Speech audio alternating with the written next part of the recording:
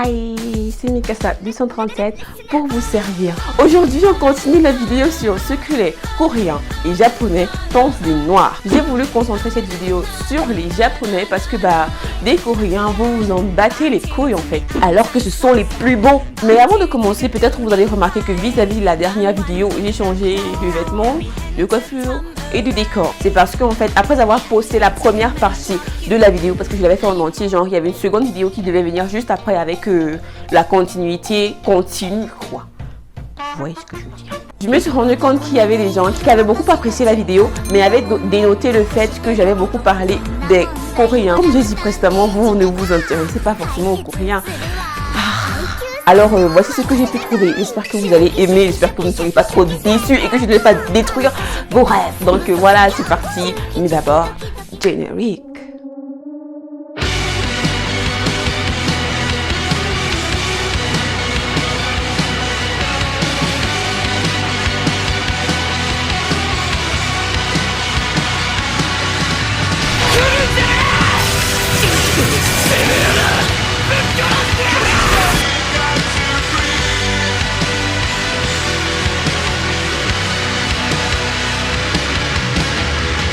La première des choses à savoir est que le Japon fait partie des pays d'Asie les moins ouverts. C'est-à-dire la plus grande partie de la population en fait sont encore quant au mélange interculturel. Pour commencer, un tout petit peu de culture générale. Selon une recherche menée par le ministère de la Justice, un tiers des étrangers disent avoir été confrontés à des remarques désobligeantes vis-à-vis de leurs origines. Par ailleurs, il est possible de compter que 40% de la population étrangère a souffert de discrimination lors de la recherche du logement. D'autre part, un étranger sur 4 a été repoussé lors d'un entretien d'embauche et 1 sur 5 avoue avoir été moins payé que ses collègues qui, eux, étaient originaires du pays. Bon, quand je dis racisme, ce n'est pas forcément genre on va vous lancer des bananes ou un truc comme ça, c'est pas si extrême que ça.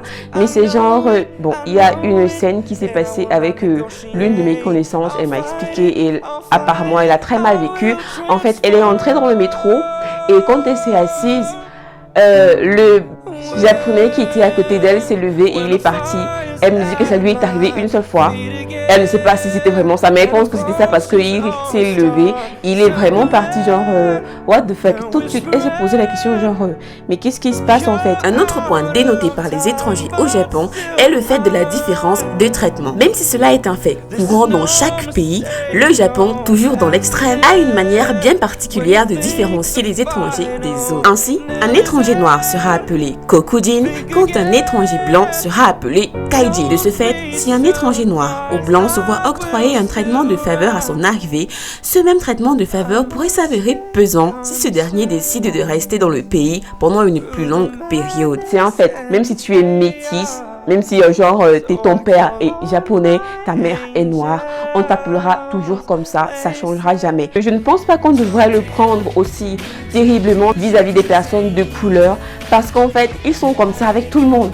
Même avec leurs voisins les plus proches, c'est-à-dire les Chinois, les Coréens, les Thaïlandais, ils sont encore genre, selon moi, ce qu'il y a avec les Japonais, avec le Japon en général, c'est qu'ils sont très ancrés sur les relations, sur les coutumes, simplement parce que la population est très vieillissante en fait. Du coup, peut-être vous pourrez vous poser des questions parce que on sait tous que dans les mangas, c'est pas comme ça. On a déjà vu des personnages européens, américains dans les mangas que l'on lit. Dans les mangas, ils ne disent pas forcément toute la vérité. Le problème, c'est que nous, on est fans du Japon. On n'est pas vraiment fans du Japon.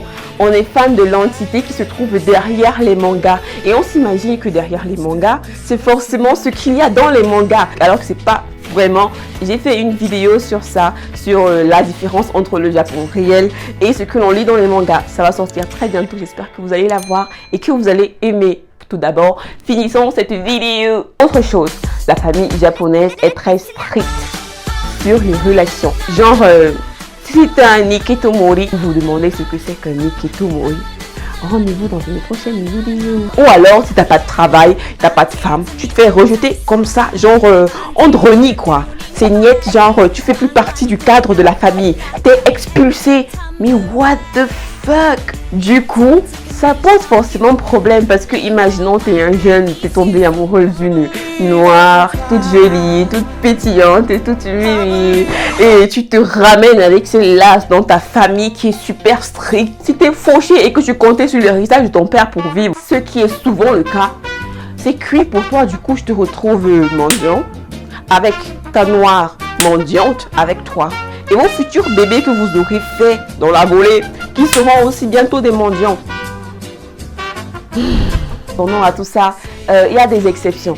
Il y a des gens il y a des personnes qui ne regardent pas forcément la couleur de peau, qui ne regardent pas forcément les origines, et peut-être avec lesquelles vous pouvez vous entendre et trouver un match. Vous voyez un petit peu ce que je veux dire. J'ai eu à demander aussi à une amie, à une autre amie qui est... Ouais, j'ai plus un ami au Japon, moi, c'est un peu de fou.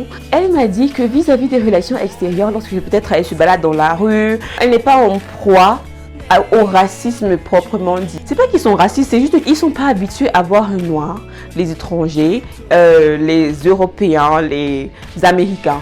Ils sont pas habitués à vous voir. Du coup, vu qu'ils ne voient pas que tu as les yeux comme ça et que tu as une frange là comme ça, forcément ils vont te regarder genre « Oh, elle est étrange ». Donc elle me dit qu'elle vit bien son expérience, qu'elle n'a pas eu à batailler pour avoir des amis, qu'elle n'a pas subi de harcèlement, donc tout est bien, qui finit bien.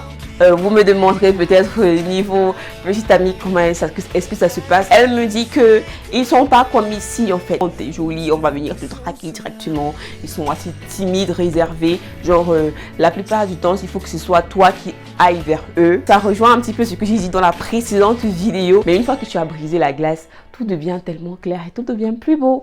Donc si vous voulez aller au Japon pour trouver l'amour, bonne chance. Mais j'ai envie de vous dire que ne vous mettez pas forcément en tête que vous partez parce que vous voulez trouver un amour japonais, la Japanese love ou un truc comme ça. C'est un petit peu surfait. Je pense qu'on devrait tous fonctionner au feeling. Vivez juste votre truc. Et je pense que si tu es heureux, d'une manière ou d'une autre, tu attires le bonheur à toi.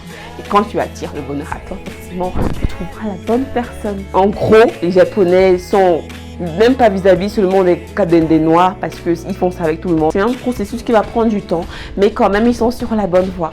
J'espère que vous avez appris des trucs avec cette vidéo. Moi, je me suis amusée à la faire comme d'habitude. On se retrouve bientôt pour d'autres vidéos. D'ici là, portez-vous bien, mon gens.